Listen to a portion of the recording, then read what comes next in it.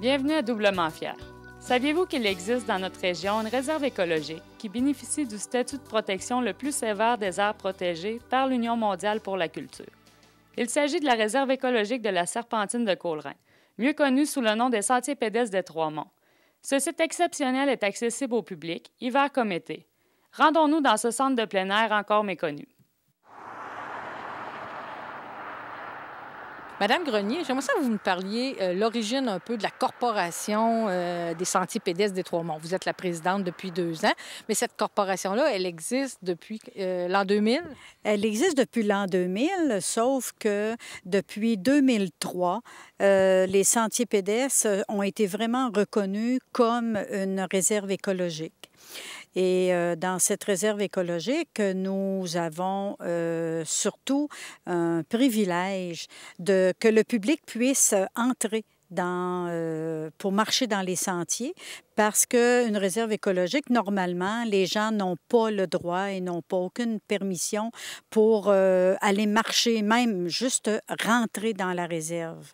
C'est complètement défendu parce que nous avons, le ministère nous oblige à demander aux gens de faire attention à tout ce à l'écosystème, aux arbres. Il ne faut vraiment pas briser rien, il faut garder ça intact. La réserve écologique, c'est une portion seulement. Ça représente 396 hectares, alors que vous gérez, dans le fond, le territoire au complet, c'est 12 000 hectares. Effectivement, la réserve est divisée en 2 parties. Donc, la réserve dont le ministère est le maître de cette réserve-là, nous devons simplement aller dans les sentiers et dans l'autre partie, c'est plutôt des infrastructures que nous avons à l'intérieur pour permettre aux gens soit de louer des campings ou soit louer les refuges que nous avons aux 2 endroits, soit au lac Johnston et au Mont Oak. Okay. Mais qu'est-ce que ça veut dire pour un territoire avoir un statut de réserve écologique? Qu'est-ce que ça veut dire justement pour une organisation comme pour la vôtre de gérer un territoire qui a un statut de la sorte? Bien, c'est que la réserve écologique, premièrement, c'est un territoire qui est réservé par le ministère pour justement que ce soit... parce qu'à l'intérieur, il y a des chênes, il y a du pin rouge, il y a la flore, la faune qui sont tentés de disparaître, sont vulnérables et menacés de disparaître. Donc, à ce moment-là, c'est ce qui fait que c'est une réserve écologique.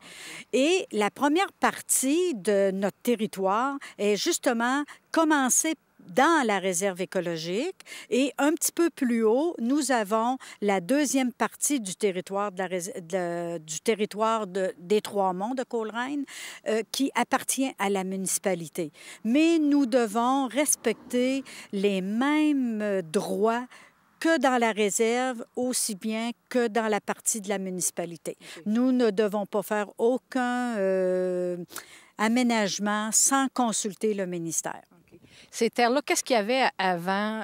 Ils appartenaient à des propriétaires privés, finalement?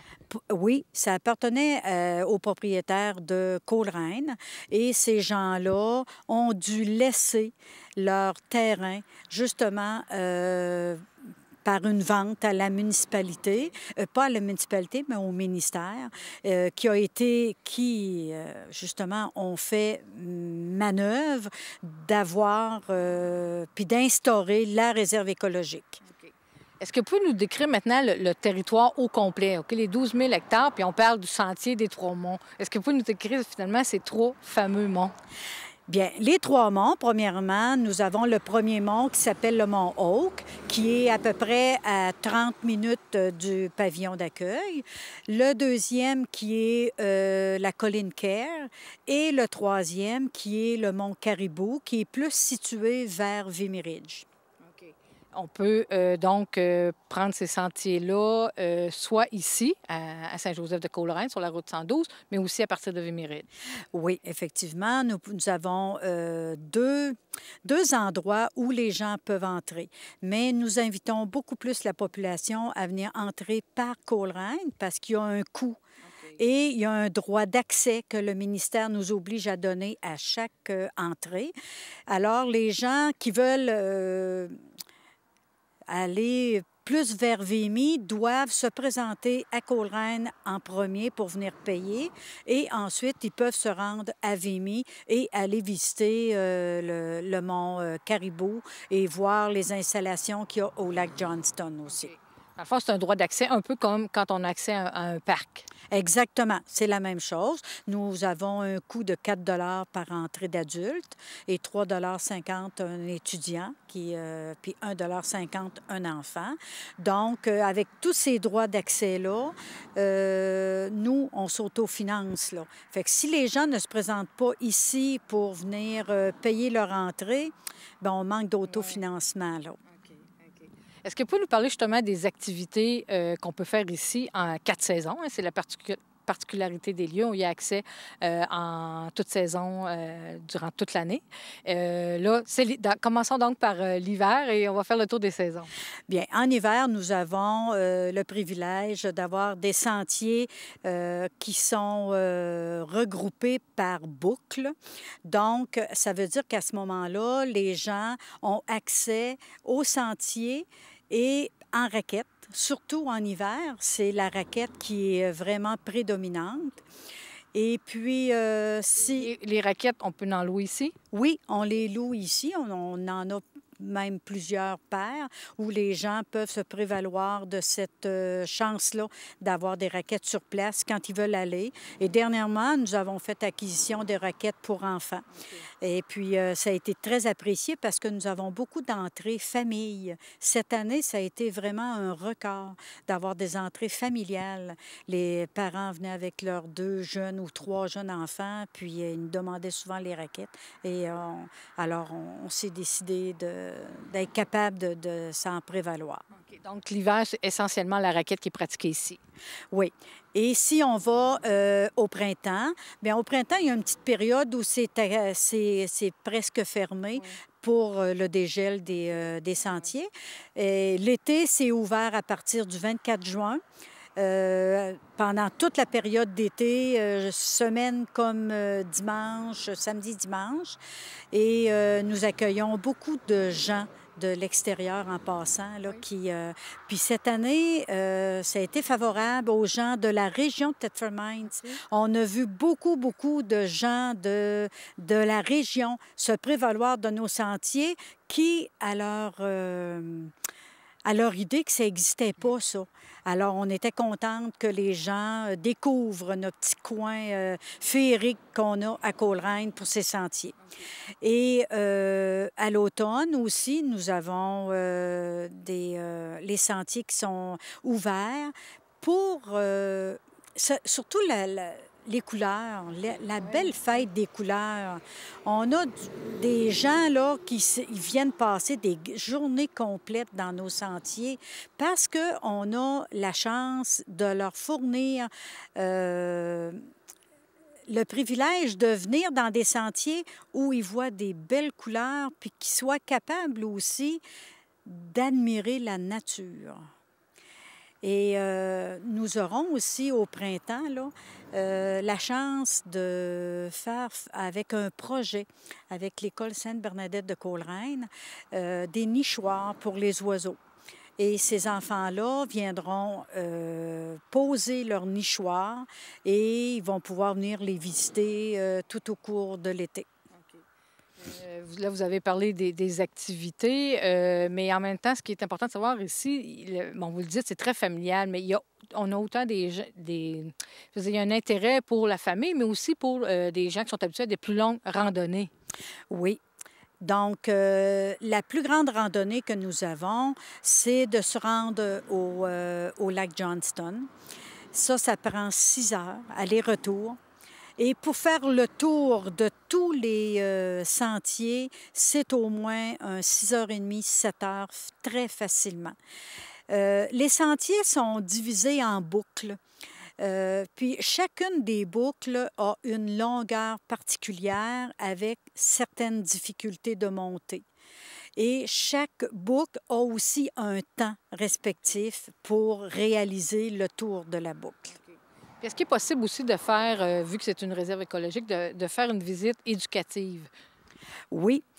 D'ailleurs, le but principal de la réserve écologique, c'est vraiment un but éducatif que nous avons comme but et comme mission, la corporation, de prôner.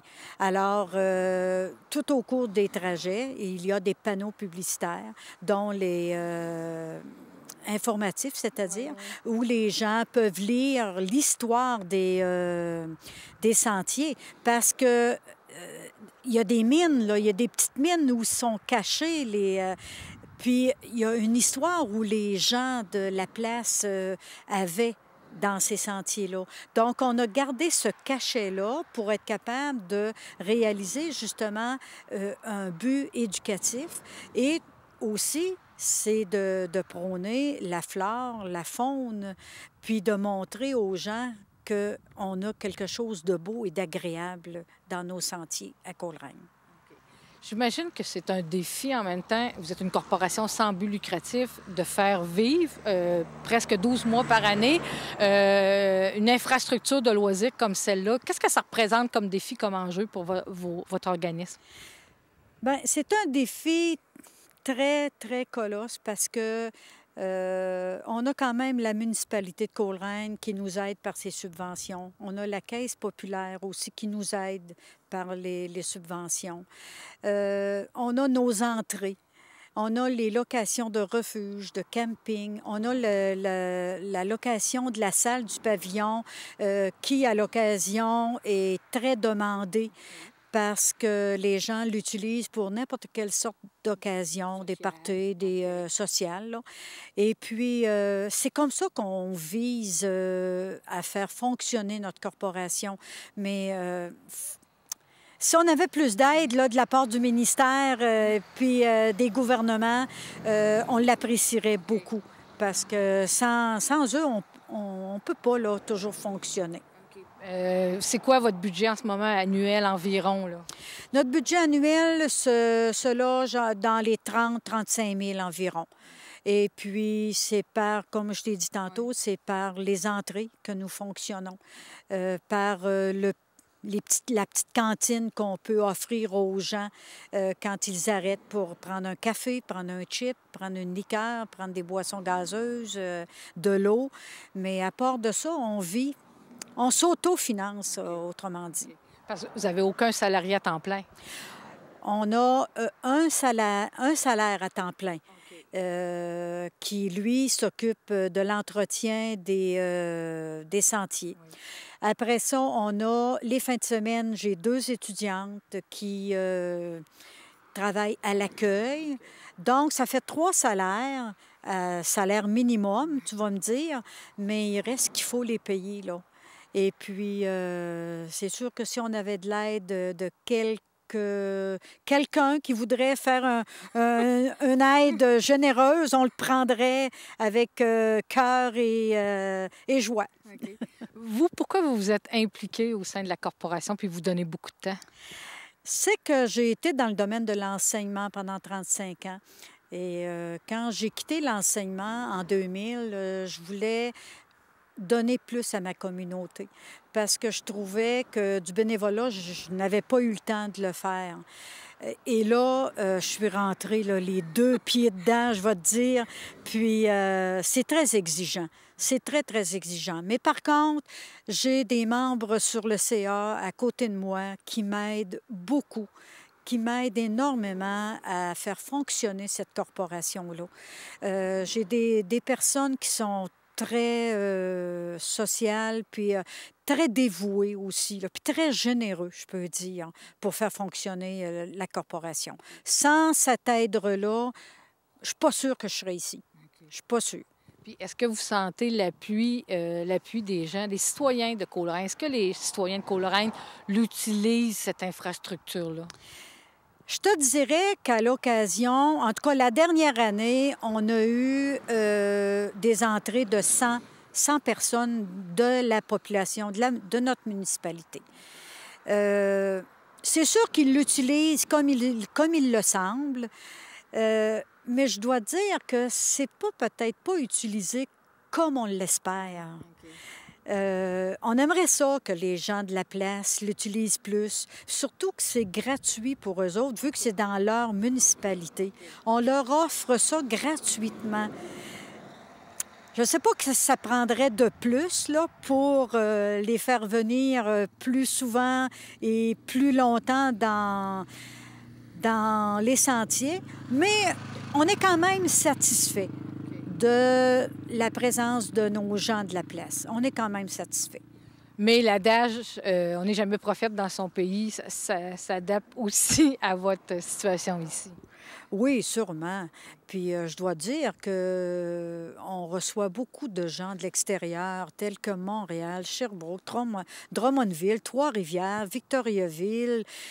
Les gens de la place, les gens de l'extérieur viennent nous encourager. On est très contents. Puis, je dois dire que je fais beaucoup de publicité par Internet, dans les clubs de marche, auprès des scouts. Je fais beaucoup de publicité dans les écoles aussi, pour pouvoir faire connaître cet endroit-là qui est tellement beau, tellement beau.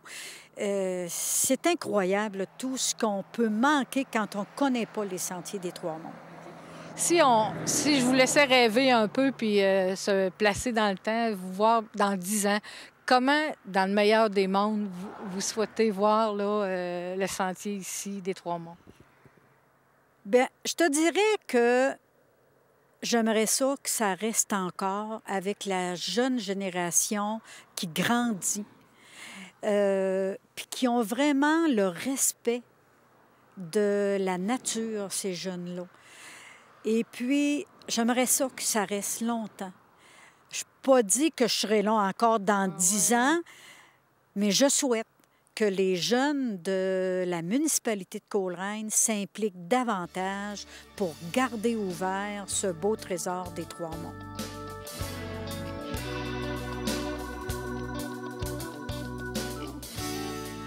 Madame Ferland, avant que ça devienne ici une réserve écologique, Tourisme Amiante et d'autres intervenants locaux qui avaient à cœur, je pense, de développer le secteur ont été impliqués. De quelle façon? Bien, le programme de départ, c'était une concertation de Tourisme Amiante, le Fonds de lutte à la pauvreté, un autre ministère. Et grâce à ça, on a pu, ce genre de programme de réinsertion au travail. Alors, le Sentier pédestre des Trois-Monts ont profité pendant quelques années de ce programme-là. Alors, il fallait commencer dans un premier temps peut-être à défricher à nouveau, du moins il y avait déjà des sentiers, alors de les nettoyer. Certains bâtiments ont également été construits autour de vous allez voir tout à l'heure, des bâtiments, des toilettes, le poste d'accueil qui a été quand même rénové. On parle également de plateformes pour le camping et juste l'entretien des sentiers, le déboisement, ça a demandé beaucoup d'années. On sait qu'également dans les sentiers pédestres, il y a des panneaux d'information. Alors, ces gens-là ont dû faire des recherches. Je me souviens, un coordonnateur, entre autres, Nelson, qui était biologiste. Alors, on identifie certains arbres, on identifie certains végétaux. On a également les oiseaux, la faune, la flore qu'on retrouve. Tout ça, c'est expliqué. On a peut-être parlé du programme volet éducatif aussi, oui, qui est une facette différente de découvrir les sentiers ici. Donc, ces travaux-là, autant travaux d'aménagement que travaux d'interprétation, se sont effectués sur quelques années. Sur quelques années, on parle d'au moins 3 à 4 ans ici au Sentier pédestre à Saint-Joseph-de-Coleraine. Exact. Et à partir de là, c'est devenu un site, un centre récréo touristique, si on veut, public. Exactement. Donc, accessible aux gens. Entre autres, bon, pour toutes les saisons, en réalité, présentement, la saison hivernale, on parle de raquettes, on parle de ski nordique, un peu plus ardu que le ski de fond ordinaire. On parle également juste quand il fait très beau, on peut marcher dans les sentiers qui sont quand même assez battus. Ceux les plus ardus, bien, il y a du camping d'hiver, pas pour moi, mais pour d'autres. Il y a un refuge également où on peut se réchauffer. Lorsqu'on parle des autres saisons, l'été, lorsque vous passez ici les fins de semaine, le stationnement est très plein, ça déborde. On a des clubs de marche de Québec qui sont déjà venus et qui viennent encore. Alors, c'est des sentiers qui sont vraiment à découvrir. Alors, pensez aussi à l'automne, les belles journées où vous pouvez marcher là, dans le bois tranquillement. Alors, les sentiers offrent plus de 18 km de façon de découvrir notre nature. OK. Est-ce que quand on regarde la brochette d'éléments qui peuvent attirer les touristes dans notre région, d'activités principalement, est-ce que c'est un atout important pour la région touristique?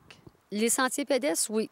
Parce qu'on s'aperçoit, la clientèle a changé depuis les dernières années. Bon, écoutez, présentement, on reçoit à peu près 6 000 visiteurs par an, surtout concentrés durant la période estivale, effectivement, mais on voit que les gens cherchent des activités familiales, cherchent des activités de plein air. Alors, on parle de marche, on parle de vélo. Ici, la marche, on ne peut pas demander mieux. Puis il y a divers sentiers, différents degrés de difficulté. Puis également, si vous avez l'occasion de vous rendre sur un des monts, je crois que c'est le Mont Cœur, vous avez une vue magnifique de notre industrie minière. Alors, il y a des points de vue magnifiques. Et effectivement, ça, c'est recherché de plus en plus.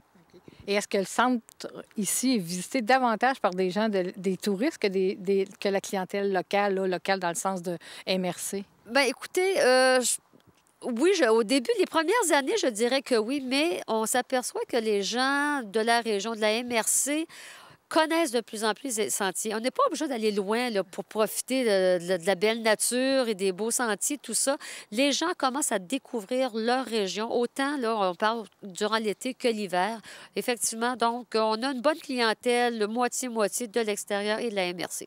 Et est-ce que vous pensez qu'il y a un potentiel de développement encore ici? Oui, il s'agit de le garder. Bon, écoutez, il y a toujours façon d'améliorer, ça c'est sûr et certain. Prenez comme exemple le poste d'accueil qui a été rénové il y a quelques années, beaucoup plus grand, accueillant, fonctionnel. En tant que tel, les sentiers aussi. Et juste aussi la publicité, faire connaître encore plus les sentiers, le potentiel est énorme.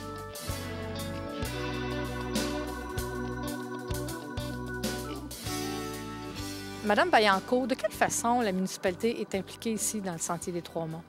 Bien, premièrement, on a 2 personnes là, qui représentent la municipalité au niveau du conseil d'administration. On s'implique également au niveau financier, bien sûr. C'est un peu notre bébé à quelque part là-dedans. On donne une subvention de fonctionnement annuellement. On les aide également dans le déneigement du stationnement pour que l'accès soit plus facile. S'il y a des petits travaux puis ils ont besoin de machinerie de la municipalité, on vient les aider dans ce sens-là. Parce qu'il ne faut pas oublier que c'est des terrains aussi qui appartiennent en partie à la municipalité. Alors, c'est important aussi qu'on s'implique et qu'on s'en occupe de ces sentiers-là. Donc, annuellement, votre aide, ça représente quoi sur le plan financier? Ça représente autour de 10 000 je dirais 10-12 000 parce qu'on donne un montant d'argent de 9 500 ça fait bizarre de dire ça, mais 9 500 et on paye également l'électricité du chalet d'accueil. Ça fait grosso modo, là, autour de 12 000 annuellement. Et est-ce que les citoyens, les résidents de Coleraine utilisent cette infrastructure-là? Bien, je pense qu'ils l'utilisent de plus en plus. Depuis l'année dernière, le conseil d'administration a décidé de rendre accessibles gratuitement les sentiers. Alors, c'est de plus en plus les gens de Coleraine s'approprient ces sentiers-là, mais quand on a quelque chose sous les yeux à tous les jours, bien, à un moment donné, ça fait tellement partie de notre paysage que on se dit toujours, bien, un jour on ira. Finalement, on va voir ailleurs. Puis finalement, bien, les beautés de la nature sont à côté de notre porte. Ça fait que... Vous, comme mairesse, est-ce que vous êtes fière d'avoir une infrastructure comme ça dans votre municipalité? Bien, c'est sûr que justement, ça l'a préservé, le fait d'avoir un territoire, là, bien sûr, de réserve écologique, mais ça a préservé notre environnement naturel. Parce que je dis toujours que c'est une beauté, une beauté naturelle dans un écrin là, de verdure. Alors, ça l'a préservé un peu l'entrée de notre municipalité parce que c'était des terrains qui étaient peut-être voués justement à être coupés à blanc parce que justement à cause des chênes rouges et des bons arbres qu'il y a aussi, des beaux arbres qu'il y a dans la réserve écologique. C'était des terrains qui étaient appelés à être coupés à blanc s'il n'y avait pas une intervention qui se faisait. Là. Ça fait que... On est situé à proximité de l'aréna de Saint-Joseph-de-Coleraine, dans le fond de votre terrain de jeu aussi. Fait que toutes les infrastructures de loisirs municipales se retrouvent ici. Il y a quand même eu d'autres projets importants qui ont été réalisés à Coleraine pour améliorer ou donner des nouvelles infrastructures ici. Oui, bien justement, grâce aux subventions qu'on a reçues du pacte rural, entre autres, on a le terrain de soccer qui est justement en face du chalet d'accueil des Sentiers des Trois-Monts. Donc, justement, tout est regroupé ensemble. C'est quand même une belle infrastructure, ce terrain de soccer-là. C'est une évaluation de plus de 100 000 là, qui a été investi là-dedans avec l'argent du pacte rural. Je le mentionne toujours parce que c'est important de mentionner ça. C'est des infrastructures que, sans ça, la municipalité n'aurait pas pu se doter, c'est sûr et certain, mais c'est un terrain, justement, qui est légal, que des dimensions qui sont tout à fait à la fine pointe de l'actualité, justement, pour recevoir des équipes de haut niveau. Okay. Oui. Et est-ce qu'il y a d'autres projets, justement, de loisirs à venir, toujours dans le cadre, si on veut, là, justement, de la réflexion autour du pacte rural? Mm-hmm. Bien, c'est sûr qu'aussi, en 2007, on a fait notre premier projet là, avec la deuxième phase du pacte rural. Encore une fois, on a complété notre parc juste en face, justement, des sentiers de l'aréna, justement. Alors, on a ajouté un nouveau module pour compléter cette phase-là. Alors là, ça sera les autres phases là, pour 2008 sont à déposer, justement, au comité du pacte rural. Mais est-ce que l'intention du milieu puis du comité du pacte rural, c'est de continuer d'améliorer ces infrastructures? Il y a les infrastructures des loisirs. Il y a également l'implication là, au niveau aussi de l'OTJ pour avoir une OTJ plus structurée, pour avoir peut-être étendre ça à un service de garde également. Alors, c'est tous des projets justement qui sont sur la table, sur lesquels on discute. Puis alors, on verra si on peut les réaliser tous en même temps parce que c'est sûr qu'on a quand même un budget qui est très défini là-dedans. Toutes les conditions, donc, sont réunies pour faire bouger les gens de Coleraine. Ah oui, c'est sûr qu'on pourrait être une municipalité très proactive. Alors, même que je me suis déjà fait traiter de mairesse sportive, alors que, me semble, c'est pas tout à fait mon genre, mais c'est la qualité qu'on m'avait attribuée. Alors, mais c'est ça, les gens de Coleraine ont tous les moyens là, qu'une grande ville procure, justement. Puis en plus, bien, c'est en pleine nature, c'est en plein air, l'air est vivifiant alors, il n'y a pas de raison pour lesquelles on peut pas utiliser nos infrastructures. Que vous soyez un adepte de longues randonnées pédestres ou un marcheur qui a simplement envie de bouger, seul ou en famille, vous trouverez votre plaisir au sentier pédestre des Trois-Monts de Coleraine. Et comme vous venez de le voir, les responsables des sentiers seront heureux de vous accueillir dans leur site exceptionnel. À la semaine prochaine.